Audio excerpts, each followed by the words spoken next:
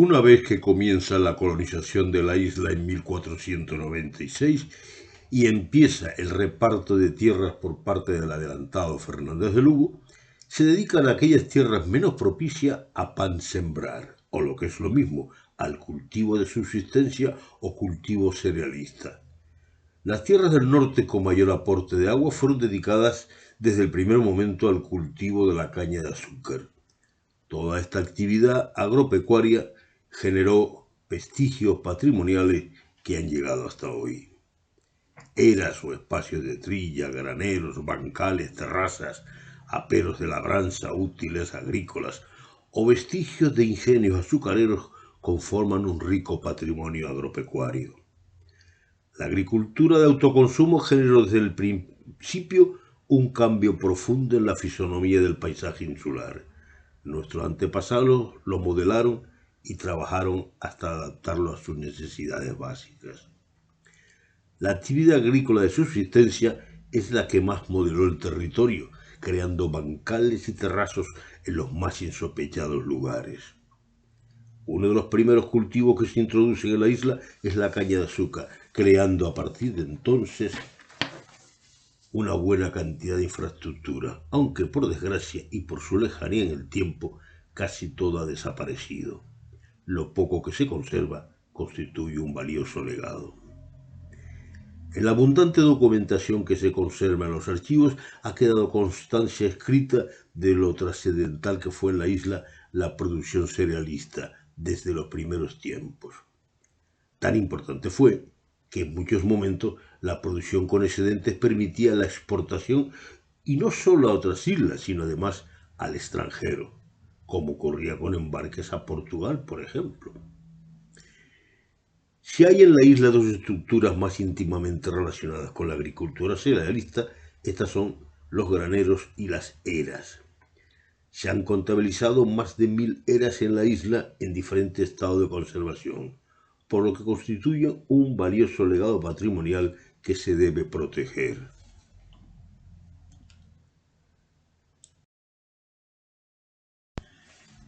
En algunos momentos la producción cerealista llegó a ser tan importante que las autoridades permitían dar trigo a cambio de otros productos que escaseaban en la isla, como podía ser cal, yeso, tejas o ladrillos de barro.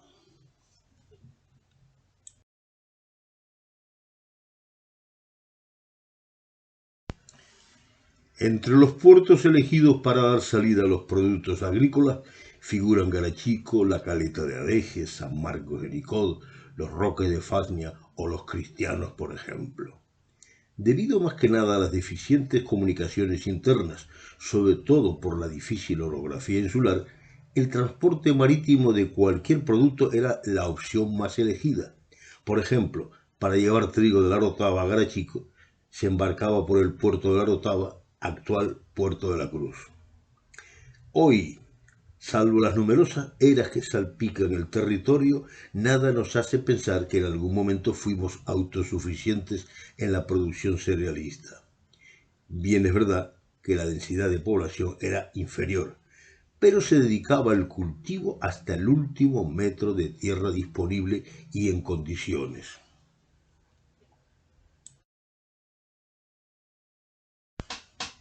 Las eras que se conservan en la isla constituyen hoy un elemento de gran valor etnográfico y estético, pero en un pasado no muy lejano formaban parte de la vida cotidiana y contribuían a la subsistencia de nuestros antepasados.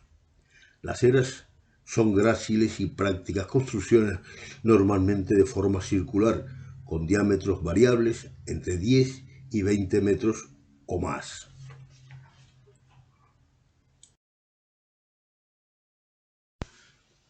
Otro de los elementos íntimamente ligados a la agricultura de subsistencia son los graneros. Desde el punto de vista arquitectónico, el granero es la más genuina representación de la arquitectura rural. Los graneros son construcciones sólidas, a prueba de roedores y humedad, y la imagen que proporcionan al paisaje insular es de pureza arquitectónica. El granero, era el destino final de la simiente después de haber sido recogida en la era, ha sido la parte más noble y protegida de la vivienda rural. Aunque los primeros graneros que se construyen en el siglo XVI fueran solo paredes de piedra seca y techos pajizos, los graneros que se construyen en siglos posteriores son verdaderas y auténticas fortalezas en piedra y buenas maderas.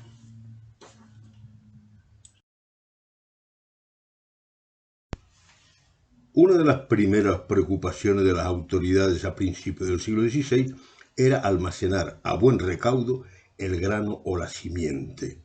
Para ello se habilitaban depósitos o silos donde éste pudiera estar a salvo de roedores y humedad. Uno de aquellos primeros silos lo construyó el portugués Gonzalo Yanes en Daute. Hoy, aquellos silos le dan nombre a un municipio.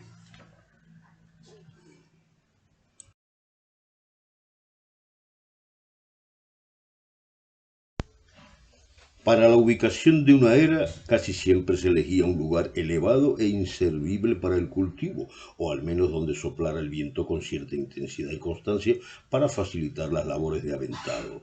Su construcción comenzaba por el centro geométrico de esta. Normalmente se colocaba la piedra de un molino de mano desde donde se trazaba la circunferencia elegida. A continuación se procedía a colocar las madrinas o piedras guías y el resto se empedraba con piedras algo más pequeñas. La práctica de empedrado con filigranas geométricas era más habitual en el sur de la isla. En el norte a veces todo consistía en dejar el piso de tierra batida, aunque también se aprovechaba la propia superficie del lugar, si ésta era de tosca. Para los pretiles se utilizaban indistintamente piedras talladas o sin tallar, lajas o cantos de tosca, pero casi siempre ligeramente lastradas o inclinadas hacia afuera para evitar que los bueyes se dañaran las patas.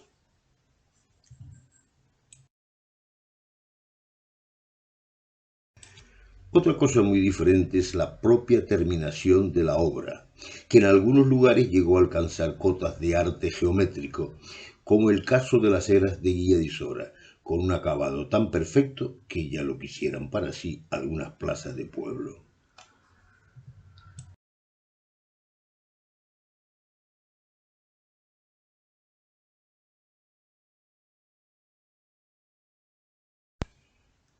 Desde el siglo XVI existen los pósitos píos o arcas de misericordia, que funcionaban como montes de piedad de crédito agrario. La finalidad de estos pósitos era prestar trigo y otros granos, sin intereses, a viudas desamparadas o labradores pobres sin recursos. El siguiente paso en la creación de reservas de grano, semilla y toda clase de alimentos fueron las alhóndigas, construcciones que funcionaban como auténticos bancos de alimentos para la época de escasez. Algunas de estas construcciones que han llegado hasta hoy son bellísimos ejemplos de arquitectura rural.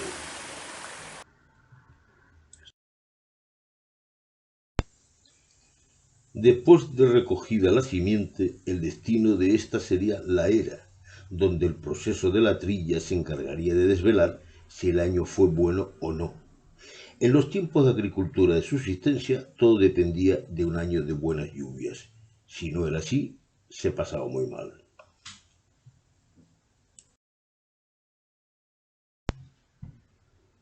A partir del siglo XVI, la proliferación de eras por toda la isla, junto con el auge del cultivo del cereal para abastecer las necesidades de la nueva población, hace necesario articular por parte de las autoridades de la isla una serie de normas y ordenanzas que controlen su ubicación, así como el traslado de los productos de la trilla. Uno de estos problemas se refiere a la ciudad de San Cristóbal de la Laguna, donde las eras estaban muy cerca de la población y al aventar el grano, el polvo o tamo se metía por todas partes con las consiguientes molestias.